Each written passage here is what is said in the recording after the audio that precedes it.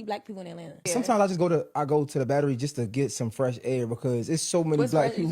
White Black, bro, this nigga call white people fresh air. Bro, like it's just cause, bro, I ain't gonna lie. At first I thought, I'm like, yo, I need to be with my people. Bro, it's a such thing as too many goddamn black people. Yo, everybody is black in Atlanta. It's like, god damn, bro. I need some type of diversity, bro. I'm sorry. You can say what you want. Like, I don't know if I could just be, I need some diversity. He's an undercover coon. Hey, you can call it what you want. I am not relating to you right there, my brother. So you saying you could be around black people like your entire life? All day, all every day. black people, no white people, no Correct. Asian people, no diversity. I could. Yeah, I'm good off of that. Yeah, because I mean, for me, being around black people is a cultural like sigh of relief. It just feels comfortable. I'm used to being around black people. It doesn't even feel like a thing to me. I kind of more so notice when it's not a lot of black people around because I like everything I do, I only see black people in Atlanta. I've cultivated my life to kind of be surrounded by black people purposely because I feel like that is just community. I don't know. I just feel like you're way too educated for that take. I don't. Whoa. So you think that now you're not about to have the interview you want? Because I am educated, you would expect me to not want to be around black people? Like that just being your only way of life. I just feel like you learn so much more. So here's the thing. I didn't say that I'm never around people who are not black. What I said is I cultivate my personal space to be within community with my people because that's where I feel most comfortable. And I do that. I live in a black city. I have black friends. I invest in black businesses, all the things, because that's what you do when you believe in your community. It just is what it is. All right. Interesting, right? And they said black people, not ninjas, right? And I know him from doing interviews and stuff, right? And you know, he wore being a raccoon. He wore it. You know, I can respect that. He said, call it what you want to call it. You gotta understand, a lot of these people didn't grow up in black neighborhoods. A lot of people grew up in diverse neighborhoods. I think he's from Baltimore. I could be wrong. That's sad to hear, but once you move amongst diversity, you start to notice some things too. You start to notice the racial undertones. You start to notice a lot of them don't have manners. A lot of them don't have respect. A lot of them don't wash their hands. A lot of them are disrespectful. A lot of them other people. It's just you just cool on it. You know, that's why I don't really entertain interracial dating like that. I don't entertain it at all, to be honest with you. It's a lot of cultural differences. You know what I'm saying? And he said, well, you can learn this and you can learn. Look here, I'm good, bro. I grew up in a predominantly black city in Detroit. You feel me? And give me one.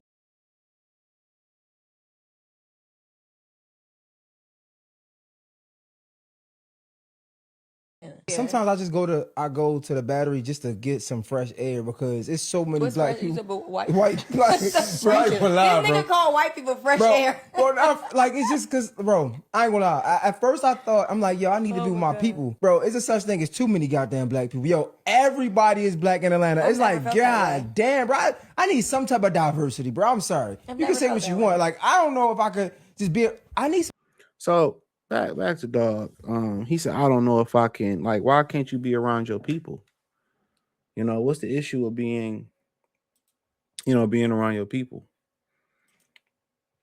That's my thing. What's the issue of being around your people?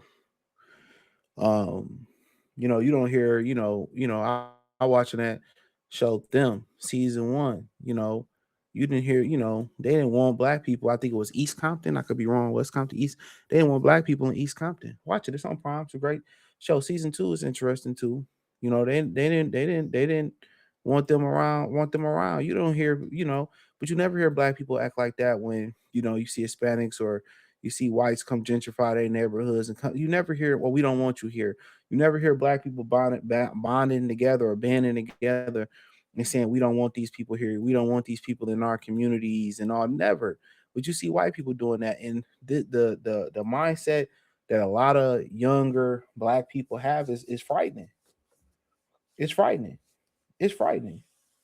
It's frightening. Now, at one point, Atlanta was filled with a lot of successful black people. Remember Deion Sanders saying, but when I forget what documentary it was, he wanted to stay in Atlanta and stay with the Atlanta Falcons because he's seen a bunch of black successful people, you know, business owners and successful black business people thriving there, and that's where he wanted to be at.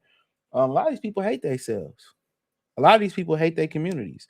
You got to understand, I grew up in one of the more blackest cities in America, Detroit. You know, and once you move out the way and you start, you know, intermingling with people, you good. You just notice a lot of cultural differences. You notice a lot of questions. You notice a lot of racial undertones. I'd rather prefer to be around, you know, good black people. I'd rather be around good people in general, but good people. Good black people that understand, that stand on business, that are respectful, that was raised the right way.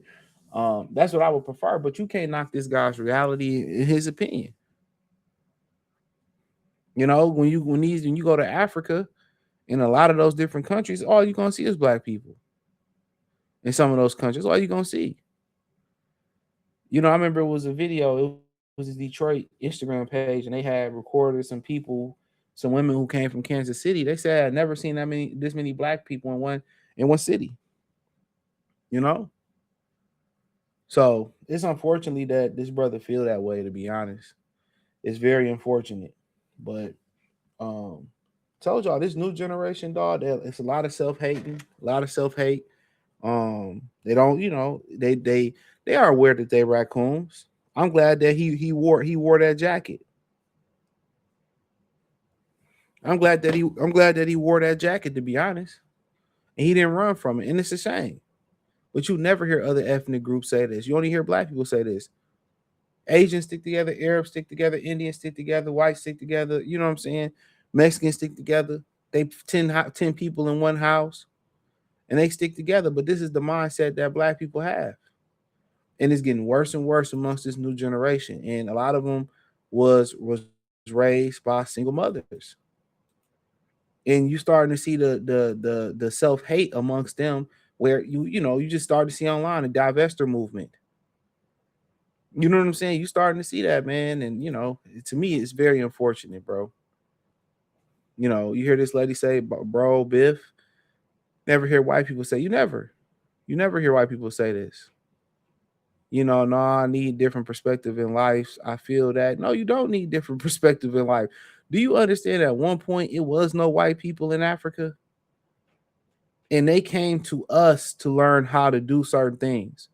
You understand there was no white people in America at one point. They learned from the Native Americans, which black people were part of the Native Americans. There were black people already here.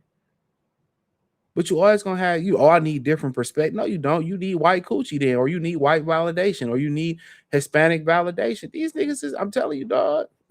That's what you need. This is where it takes the best part of Atlanta in its blackness.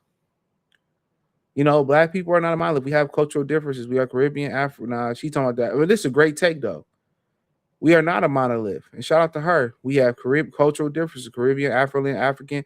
If you went to HBC, you know how diverse group people are, and it's amazing.